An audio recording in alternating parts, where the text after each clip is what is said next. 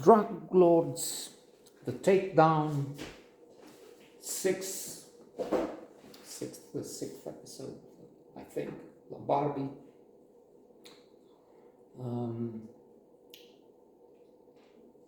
Documentaries, when well done, and this is the case here, indeed enticing,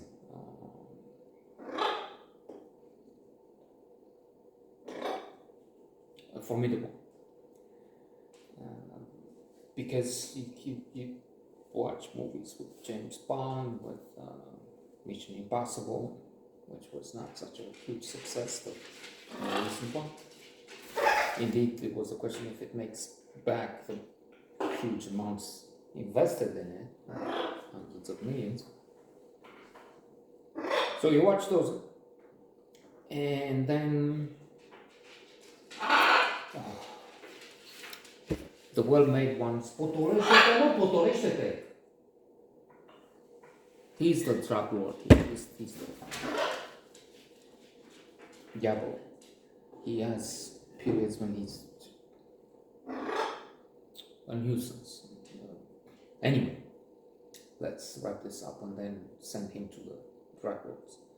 By the way, speaking of these creatures of which they have probably surely aviaries full of, because they live in Latin America, South America, many of them, Colombia of course,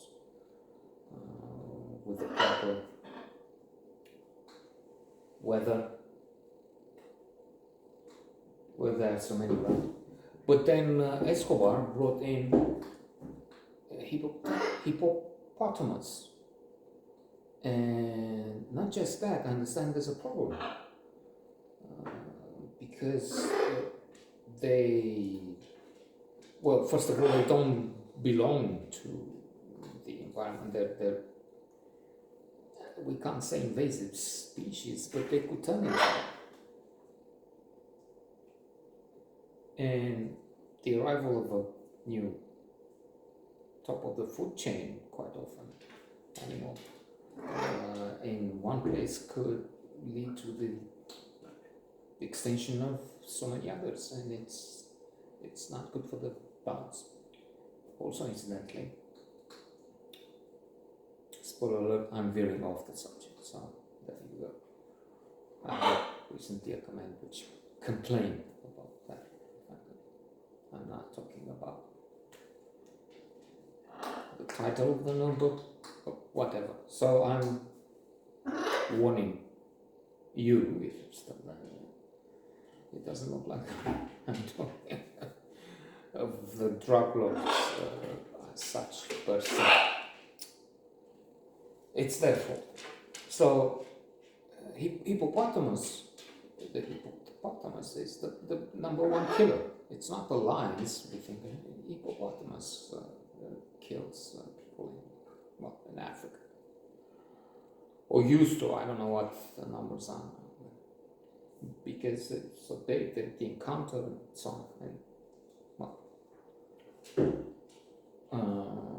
intrusion in that habitat. So now there's a question with Colombia, with what to do.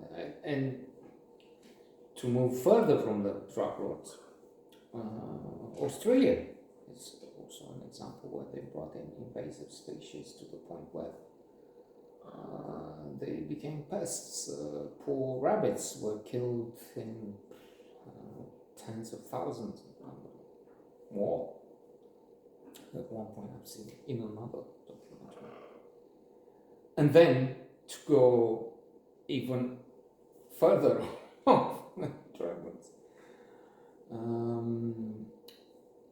I've read The Meaning of Human Existence, Edward Wilson. A very interesting book. It was looking also at the idea of alien intelligence, and concluded very interestingly that there are probably no aliens. I mean, those sightings of UFOs, well, they've seen unidentified flying objects. which changed the name somehow recently. But there's more transparency. A Congress committee took in the evidences of the agency in France and so on. So yes, but as this author Wilson explains very well, if we're talking aliens who could come here, that's very, very advanced, damn advanced. We have trouble putting things on the moon. The Russian mission failed recently. So never mind in another galaxy or planetary system where it could be life. Where who knows how far in time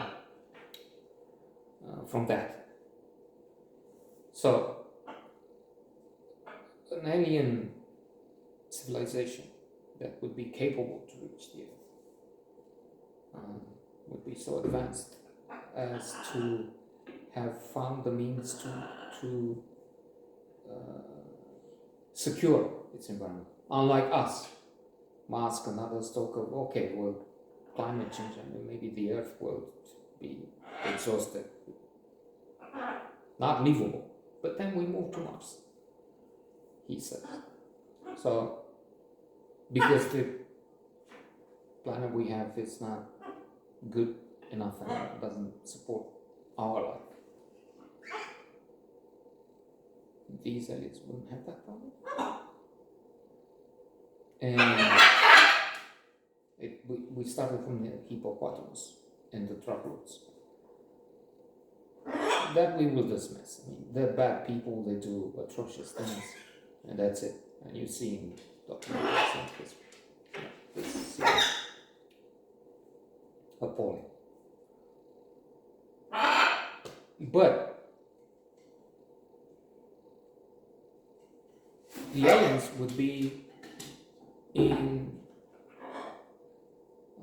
peril, existential threat, invasive. If they come to Earth and they get bacteria, virus, something that they can be wiped out.